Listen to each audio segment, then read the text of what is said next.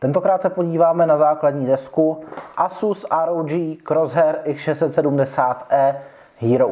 Jedná se o jednu z úplně nejvybavenějších základních desek na trhu. Tak si rozklíčujeme název. Asus je výrobce. ROG Asus pojmenovává v zásadě tu jejich nejvyšší řadu základních desek. Crosshair pojmenovává v zásadě nejvyšší řadu základních desek AMD. X670E je X670 chipset na základní desce. E znamená, že PCI Express 5.0 je i v grafickém slotu a Hero je konkrétní označení té základní desky. Tak se podíváme, co je uvnitř balení. Tak, kudy se do ní leze? Kudy se do ní leze?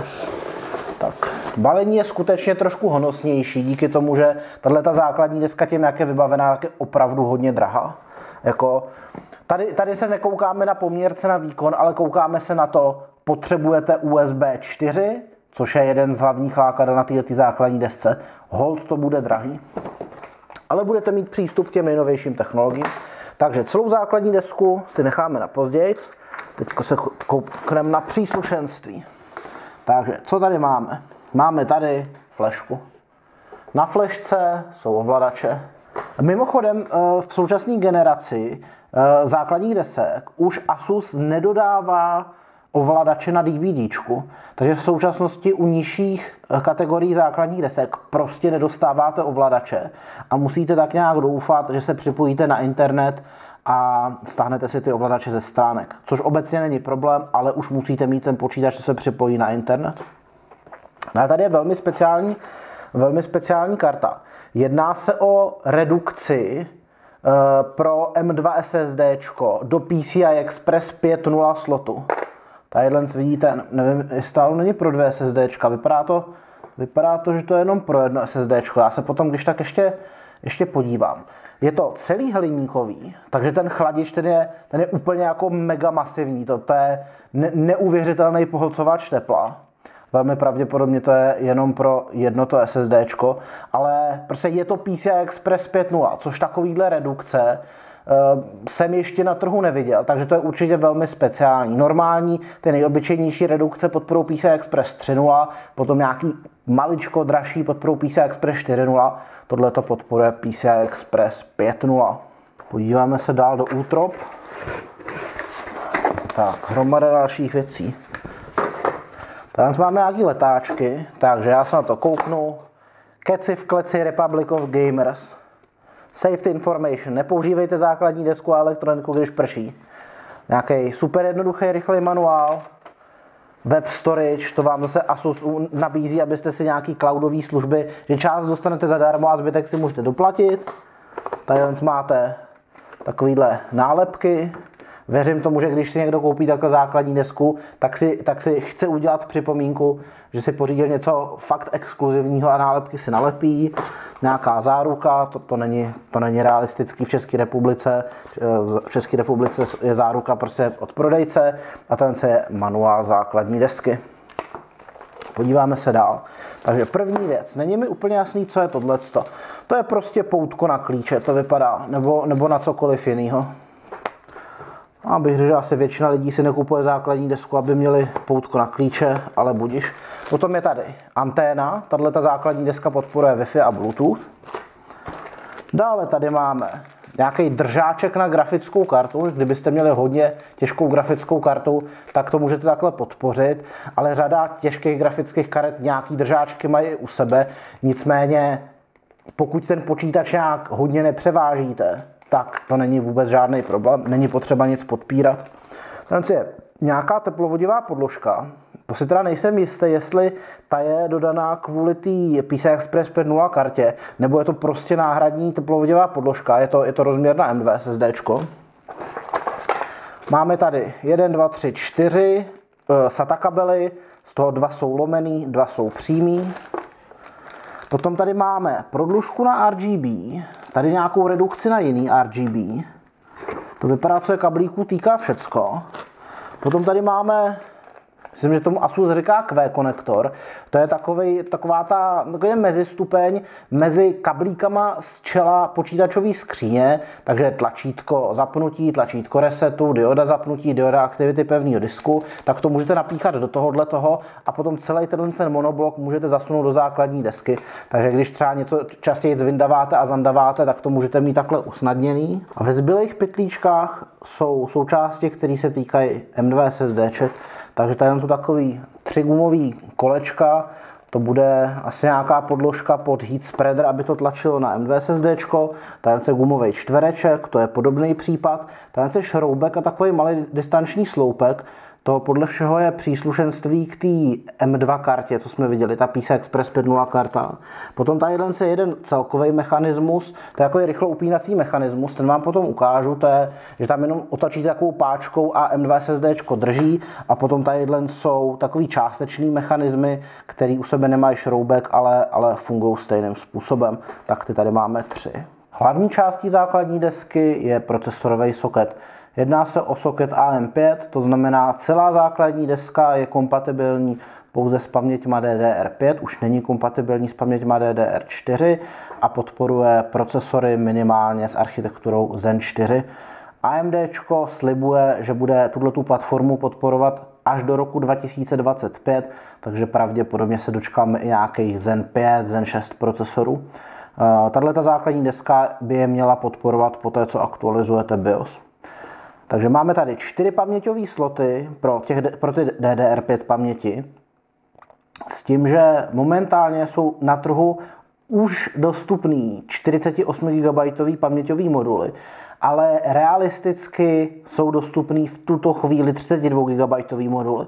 Takže určitě můžete okamžitě koupit 4 32 GB moduly pro celkových 128 GB operační paměti a pravděpodobně v rámci nějakých měsíců a aktualizací BIOSu budete moct koupit 4 48 GB moduly pro celkových 192 GB operační paměti. Měly by na trh přijít i 64 GB moduly, to pravděpodobně nějaké 1-2 roky bude trvat, ale to by potom měly umožnit na této platformě dosažení až 256 GB operační paměti. Když se podíváme na PCI Express sloty, tak tady vidíme 2 tyhle dominantní, ty jsou rozměrově PCI Express 16 rychlostní a oba dva jsou napojený na procesor. S tím, že tenhle ten první slot, do kterého se běžně dává grafická karta, ten skutečně je elektricky PCI Express 16 rychlostní. A ten druhý slot, ten je pouze PCI Express 8 rychlostní.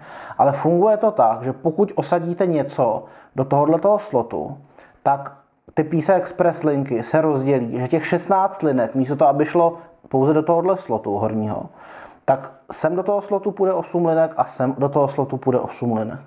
Takže například, pokud vezmete tu PCI Express 5.0 M2 kartu, proto fakt super rychlý SSDčko, a osadíte ji do tohoto slotu, tak tato karta pojede nějaký ty své 4 PCI Express 0 linky, protože to M2 SSDčko je 4 linky.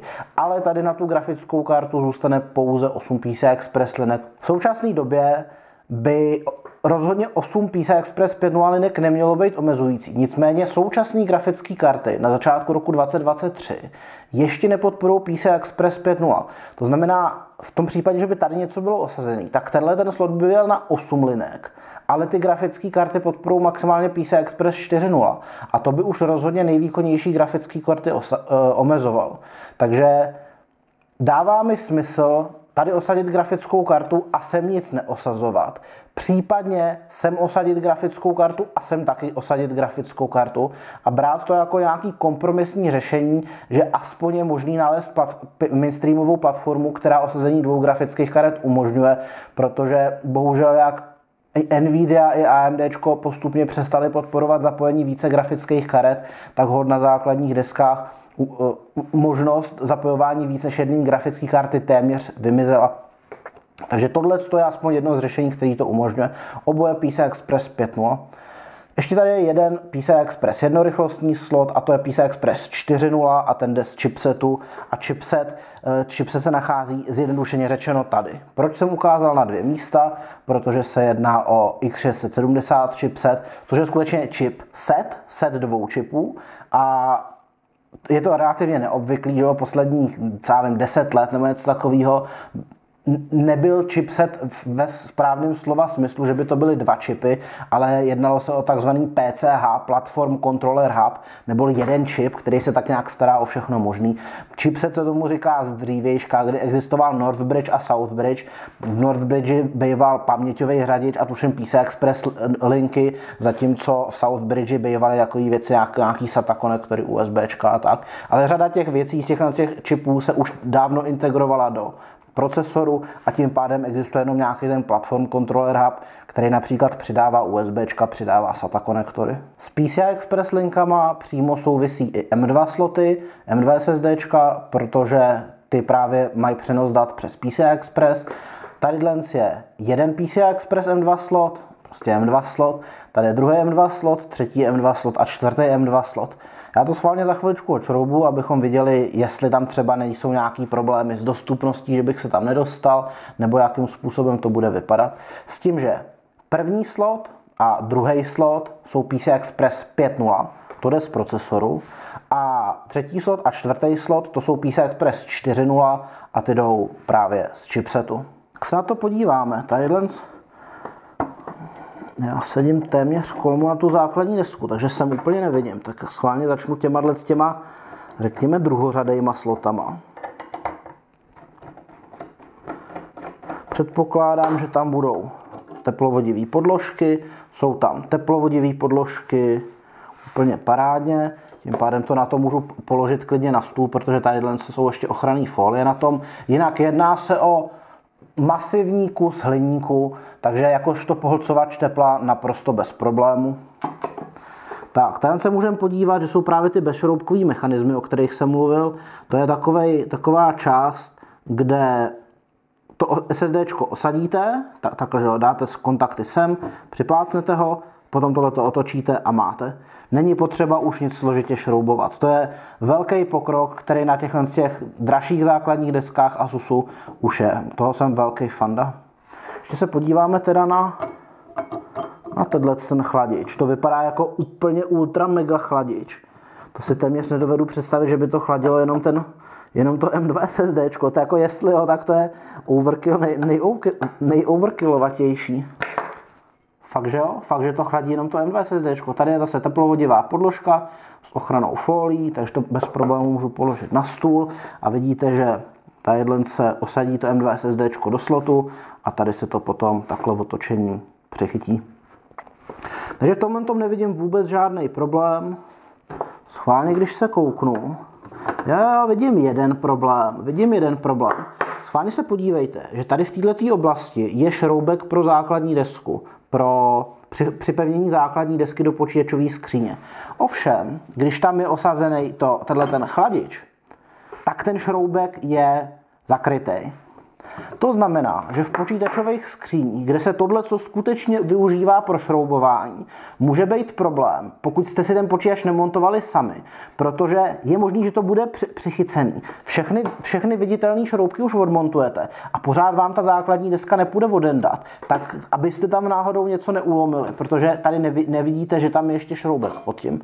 Naštěstí řekl bych, že naprostá většina pokročilých počítačových skříní to má v současnosti tak, že tenhle ten distanční sloupek uprostřed není šroubovací, ale je to takovej ten s výstupkem, neboli na ten výstupek tu základní desku položíte a nešroubuje se to. Takže podle mě to je nevýhoda. Řekl bych, že by, když nic jiného, tak stejně jako je vyvrtaný otvor tady, aby bylo možné se dostat aby bylo možné se dostat k tomu šroubku se závitem, tak ještě kousek vedle by měl být vyvrtaný další otvor, aby bylo možné se přece jenom v nějakých základních deskách dostat k tomu šroubku.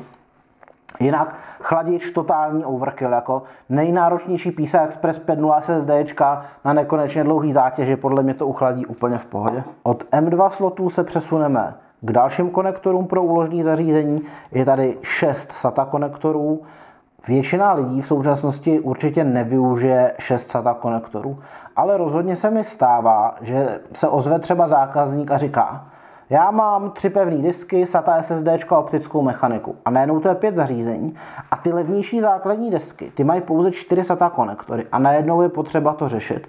Takže řekl bych, že 6 SATA konektorů by pro naprostou většinu lidí mělo být zcela pohodlný, aby neměli potřebovat víc. Ještě jsem si tady jako všimnul, že jak tady jsou pojistky na slotech pro grafické karty, respektive na těch 16 rychlostních slotech, tak ten slot má pro svoje otevření, tady je tlačítko, tohle to už jsem vám ukazoval při unboxingu nějaký jiný základní desky, to nějaký Asus X670 Pro, X670e Pro, když tak na unboxing té základní desky se můžete podívat napravo nahoře. A tam to bylo trošičku jinak udělané. Ta jeden je to evidentně chycený nějakým drátkem, vy to asi nevidíte. Ale když máte tlačítko, tak to je drátek, který tu pojistku stáhne dolů. Ale už jí to potom nevrátí zpátky. Řekl bych, že to vůbec ničemu nevadí, protože ta západka se vrátí zpátky tím, že tam domáčknete grafickou kartu. Ale řekl bych, že ten systém, který byl u té druhé základní desky, byl trošku lepší, protože když jste zmáčkli tlačítko, bylo to odklopený. Když to ho pustili, tak to se zpátky samo zaklopilo.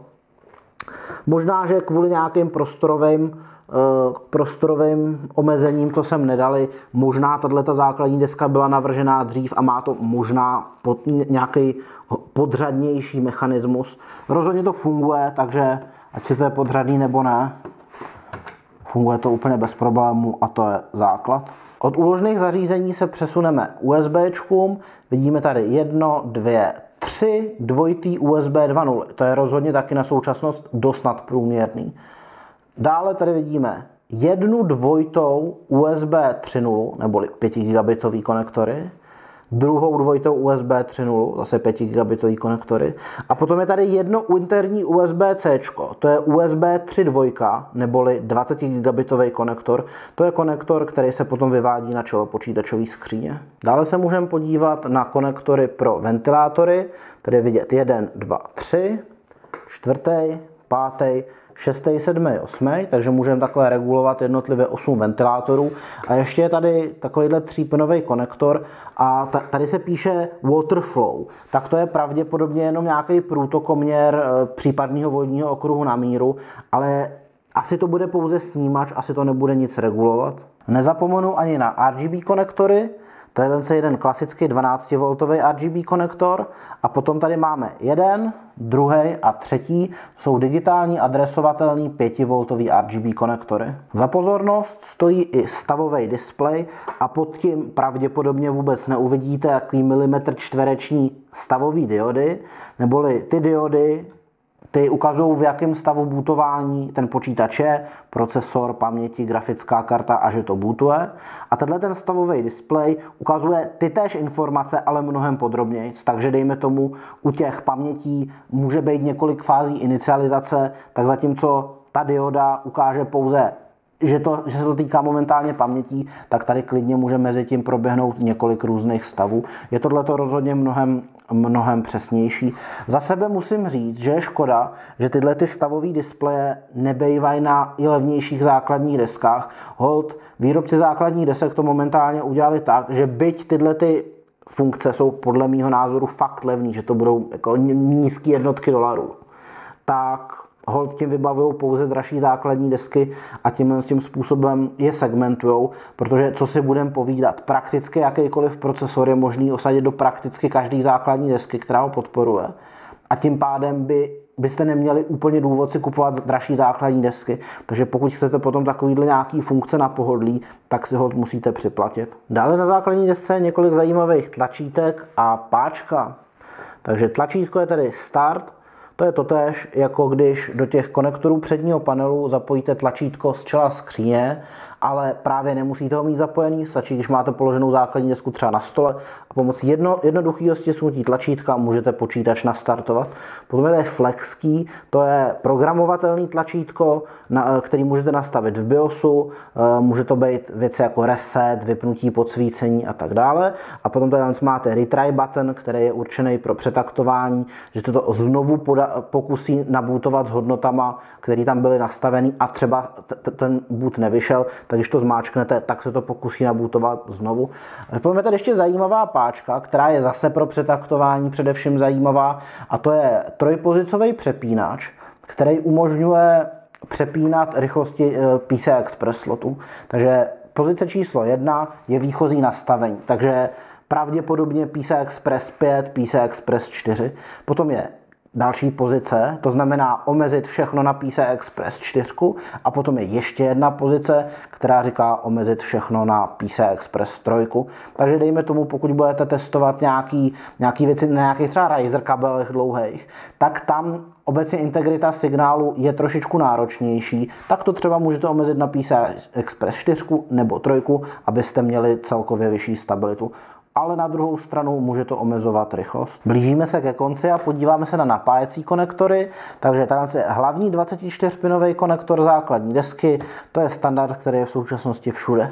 Ale tady máme nevím, jestli tam vidíte, 2 8-pinový konektory, to jsou procesorový napájecí konektory a stačí zapojit pouze jeden z nich, ale dejme tomu, když budete zase dělat nějaký přetaktování, poženete všechno na velký limity, aby měl procesor velkou spotřebu, tak je rozhodně vhodný zapojit oba dva ty napájecí konektory. A potom je tady ještě ten speciální konektor, to je PCI Express 6-pinový přídavný konektor a ten poskytuje víc napájení, pokud tam budete mít třeba osazený 2 náročné grafické karty, tak aby to nemuselo být tahaný všechno tímhle s tím konektorem, který přece jenom je starý a nebyl úplně na 75 a 75 W stavěný, ale když tam připojíte ještě tenhle ten přídavný PCI Express konektor, tak ten se právě stará o ty 12V větve, takže to bude všechno mnohem stabilnější. Dostáváme se k chladiči napájecích obvodů. První věc je, že napájecích obvodů, já už vám tím začnu manipulovat, napájecích obvodů je tam strašně moc. Když se podíváte takhle ty součástky, tady v té části, stejně tak součástky, tuším, jestli tam uvidíte, tady v té části, tak už to, že tam je těch napájecích obvodů hodně a velmi pravděpodobně tady budou velmi kvalitní tyhle napájecí obvody, tak už to samotný znamená, že jejich spotřeba, jejich neefektivita bude velmi malá.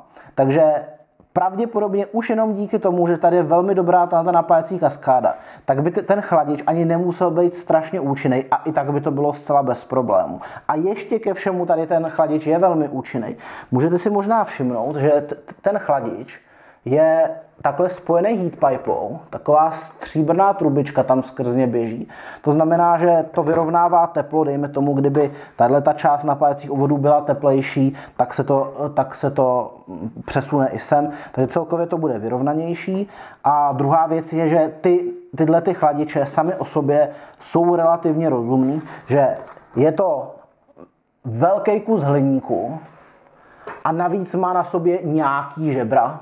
Rozhodně to žebrování není úplně nejskvělejší, ale jak už jsem říkal, tyhle ty napájecí obvody, ty budou tak strašně efektivní, že řekl bych, že i kdyby to bylo úplně bez žebrování, i kdyby to bylo bez heatpipy, úplně s velkou rezervou by to stačilo. Zadní konektory základní desky jsou úplnou chloubou.